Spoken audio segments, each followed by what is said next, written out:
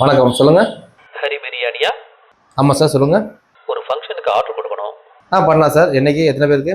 இதை பற்றி பேசுறதுக்கு உங்களை நேரம் பார்க்கலாமா? கண்டிப்பாக பார்க்கலாம் சார். வாங்க சார்.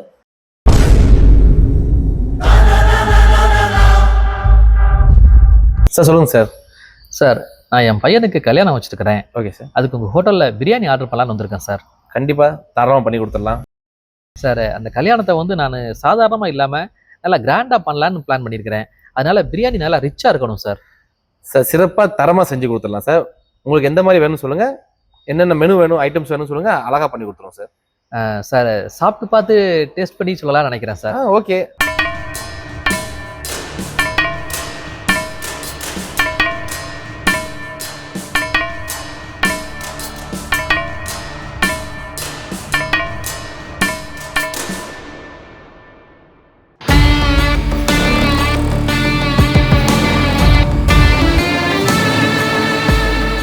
அருமையாக இருக்குது சார்.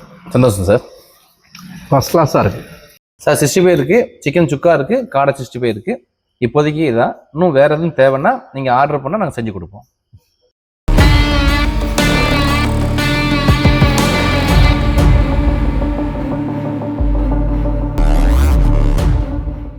சார், காடை நல்லா இருக்கு.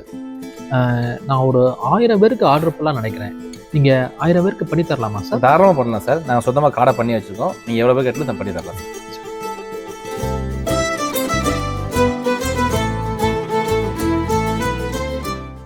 சொல்லுங்கள் சார், எப்படி இருக்கு? சூப்பராக இருக்குது சார்.